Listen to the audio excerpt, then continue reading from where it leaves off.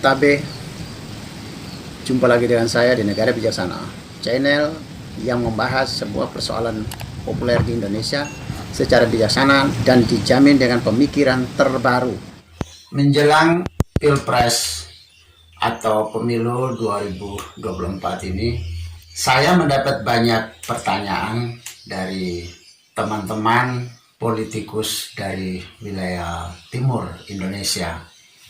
Karena menyangkut, kita tahu bersama bahwa di wilayah timur itu mayoritasnya orang Kristiani, Muslim, Islam boleh dibilang minoritasnya di wilayah timur.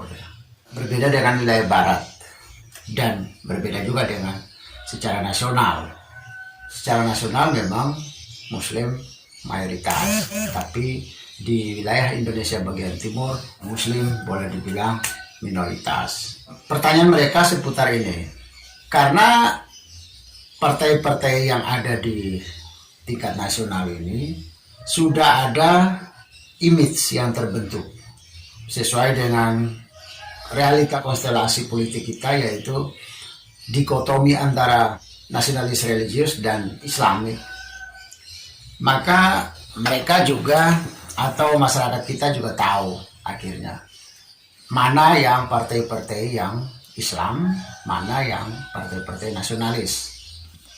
Di wilayah timur, kalau tidak salah ya, orang menamakan partai-partai nasionalis itu terutama PDIP, PDI Perjuangan ya.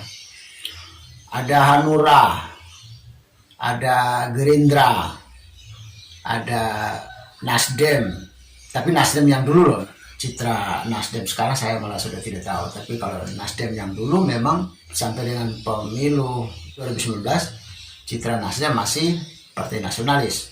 Apalagi ya, PKPI, PSI, Perindo, masih banyak lagi yang lainnya, itu dikesankan sebagai, diimage-kan sebagai partai nasionalis.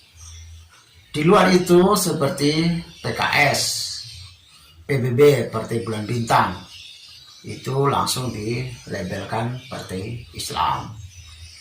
Termasuk P3. Terus ada lagi partai PKB dan PAN, meskipun NU sudah punya komitmen untuk tidak mencampur adukan antara NU dengan politik, tapi berapa masa reformasi ini tokoh-tokoh NU mendirikan PKB, Partai Kebangkitan Bangsa. Meskipun NU memang harus, dia mengatakan dirinya harus berpisah dari politik, tapi di lingkungan masyarakat bawah memang masih mengkaitkan antara PKB dengan NU, antara PAN dengan Muhammadiyah, meskipun sebenarnya ormas keagamaan ini tidak punya hubungan secara organisatoris, tapi masyarakat tetap memberi image seperti itu. Realitanya begini, ketika partai-partai ini dilabelkan ada dikotomi antara nasionalis dan Islam, maka partai-partai yang Islam ini cukup kesulitan mendapatkan DPD, DPC di wilayah timur. Mencari yang benar-benar pengurusnya orang Muslim, orang Islam, apalagi Islam NU atau Islam Muhammadiyah dan lain-lainnya, ada kesulitan di wilayah timur. Sehingga karena syarat partai harus berada di mayoritas wilayah di Indonesia sebagai peserta pemilu, maka mau tidak mau partai-partai yang berimagekan Islam ini mau tidak mau dia harus punya DPD, dia harus punya DPC di wilayah timur. Nah, di sana juga tidak mudah untuk mendapatkan politikusnya. Di sana mayoritasnya orang Kristiani. Akhirnya di wilayah timur yang terjadi selama ini adalah sudah banyak orang non-muslim yang menjadi pengurus partai-partai itu. Bahkan sudah banyak juga legislator-legislator dan pemimpin-pemimpin negara, daerah di wilayah timur itu berasal dari orang non-muslim. Mereka bertanya, mereka menjadi ragu bagaimana seharusnya, karena dalam realita, dalam image, dalam sepengetahuan masyarakat harus dibedakan, pisahkan antara nasionalis dengan Islam. Tetapi inilah realita yang mereka hadapi. Sehingga ada pemikir-pemikir yang penuh keraguan. Ada yang mau atau tidak, boleh apa enggak saya jadi pengurus dari PKB, dari PAN, dari P3 dan lain-lain, PKS atau dari PBB, boleh atau tidak? Itu satu pertanyaan mereka. Pertanyaan kedua, seberapa jauh dampak positif dan negatifnya kalau orang-orang non-muslim di wilayah timur menjadi pengurus dan menjadi legislator atau menjadi eksekutif berasal dari partai-partai yang dilabelkan sebagai partai Islam atau diimagekan sebagai partai Islam. Pertanyaan mereka, saya menjawabnya begini. Ketika setiap partai yang sudah direstukan oleh pemerintah, sudah diizinkan beroperasi oleh pemerintah, kan lewat akte notaris, punya akte notaris, lalu dengan akte itu mereka mendaftar ke Kementerian Hukum dan Hak Asasi Manusia, itu mereka mendaftar ke sana. Jika negara ini sudah berkomitmen sebagai negara Pancasila, negara kesatuan, Bhinneka Tunggal Ika, negara yang berdasarkan Pancasila dan UUD 45, maka sebenarnya setiap institusi apapun yang berdiri di negara ini sudah sah. Tidak ada lagi yang dianggap lembaga berbahaya dan lembaga yang tidak berbahaya, itu tidak ada. Tidak ada lagi institusi yang tidak baik dengan institusi yang baik, itu tidak ada. Kalau institusi tidak baik, artinya pemerintah sudah bubarkan atau sudah tidak memberi izin. Tapi kalau pemerintah memberi izin, itu artinya sudah baik untuk kita bangsa Indonesia, untuk semua orang Indonesia. Logikanya begitu. Tapi kalau masyarakat masih mempertanyakan itu, kalau masih mempertanyakan bahwa ini partai kurang bagus untuk kita yang bukan beragama Islam, atau untuk kita yang beragama Nasrani atau beragama lain, saya kira tidak tepat, sudah tidak tepat. Karena kalau sampai di masyarakat, level masyarakat kita berpikir demikian, berarti sama juga dengan mempertanyakan keseriusan pemerintah dalam membangun, dalam menjaga, mengelola negara ini sebagai negara kesatuan, mengelola kebinekaan kita, mengelola persatuan dan kesatuan kita. Tidak beres kalau sampai ada yang mempertanyakan gitu. Kalau saya menjawab, tidak perlu ragu, semua yang sudah diizinkan oleh pemerintah, yang sudah diberikan hak berdiri, hak hidup di Indonesia, itu artinya lembaga-lembaga itu sudah baik untuk bangsa ini, untuk kita semua. Orang dengan latar belakang apapun, agama apapun, suku apapun, kelompok apapun, ras apapun, semua lembaga yang ada di Indonesia adalah lembaga yang bermanfaat untuk kita semua. Jadi dikotomi, ada partai-partai Islam, ada orang non-Islam yang tidak boleh mengurus atau tidak boleh jadi caleg atau tidak boleh jadi calon eksekutifnya, saya kira itu tidak tepat. Semua orang berhak. Setiap yang sudah diizinkan oleh pemerintah itu adalah baik untuk kita semua, baik untuk bangsa ini, baik untuk siapapun. Pertanyaan kedua, baik atau tidak untuk Indonesia ke depan? Pertama, saya katakan baik. Karena apa? Entah sebuah partai berdiri dengan roh apapun, mau roh Katolik, roh Protestan, mau roh Buddha, roh Hindu, roh Islam, roh Konghucu, semua baik. Kalau tidak baik, tentu negara ini tidak lagi merespon agama-agama itu, tidak lagi membiarkan hidup kan. Kalau dibiarkan hidup artinya baik. Berikut, kenapa harus baik? Karena setiap agama banyak mengajarkan hal-hal baik universal. Tidak ada agama yang tidak memikul nilai universal keadilan, nilai universal kebenaran, nilai universal keadilan sosial, humanisme, musyawarah. Agama apapun kan membawa nilai universal, termasuk di dalam Islam. Kalau negara ini, kalau menjadi pejabat negara, pejabat publik, harus tidak boleh korupsi, harus berbuat adil kepada semua orang, harus terbuka, ya itu kan nilai-nilai yang dipikul oleh semua agama, diajar oleh semua agama. Jadi tidak ada masalah. Nilai universal. Kan yang membedakan cuma cara berdoa saja, simbol-simbol berdoa saja, simbol ritual, cara ritualnya saja yang berbeda. Tapi kalau nilai-nilai semua diajarkan, semua memperjuangkan nilai universal yang sama.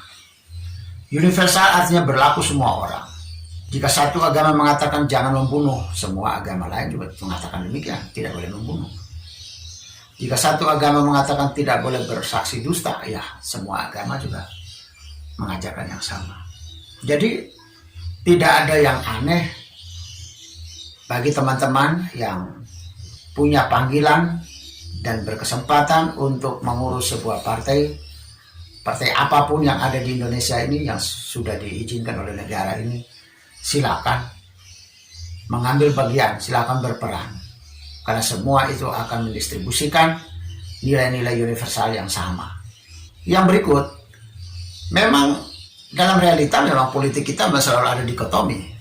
Ada yang dikatakan menamakan diri mereka nasionalis, ada yang diimajinkan sebagai Islam. 78 tahun kita merdeka, pemilu di Indonesia selalu dimenangkan oleh partai-partai atau kelompok-kelompok nasionalis. Tapi apakah masalah persatuan dan kesatuan kita sudah beres?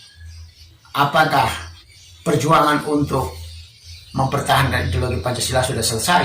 Apakah memperjuangkan kebersamaan, kebersatuan kita, NKRI, persatuan dan kesatuan kita sudah selesai? Belum.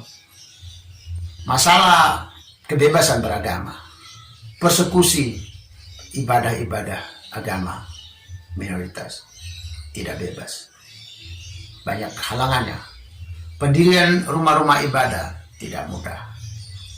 Ini menunjukkan bahwa sekian lama partai-partai nasionalis berkuasa tidak mampu menata, mengelola negara ini menjadi negara yang benar-benar bersatu, benar-benar rukun, benar-benar damai, Bhinneka Tunggal Ika. Itu tidak mudah. Dan boleh dibilang 78 tahun sudah gagal. Jika 78 tahun sudah gagal, maka kita perlu berpikir ulang untuk menyerahkan kepemimpinan negara ini berada di tangan kaum nasionalis. Karena sudah terbukti gagal. Kehidupan kaum minoritas di Indonesia tidak nyaman. Persekusi ketika orang ibadah. Bahkan di beberapa tempat orang non-muslim dilarang hidup di situ. Tidak mau bertetangga dengan yang berbeda agama. Pendirian rumah ibadah tidak mudah. Ini kan menunjukkan bahwa 78 tahun kelompok nasionalis berkuasa di Indonesia tidak membawa perubahan yang signifikan. Oleh karena itu, kita mungkin perlu perubahan. Perubahan apa itu? Kita perlu membaur. Pembauran politik harus terjadi. Jangan sampai yang Islam berdiri sendiri, kelompok sendiri, menyendiri, yang nasionalis menyendiri. Tidak baik. Kita perlu mencoba membaur. Jadi entah Islam maupun non-Islam hidup membangun partai yang sama, berada di partai yang sama. Orang yang beragama apapun, Konghucu, Hindu, Buddha, bisa berada bersama. Orang Muslim dengan yang Kristiani berada dalam satu partai.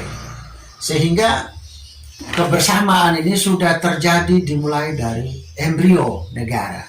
Partai itu dianggap embrio dari mana manusia mereka berasal. Jadi mereka sudah hidup membaur sejak dari embrionya, sejak dari partainya.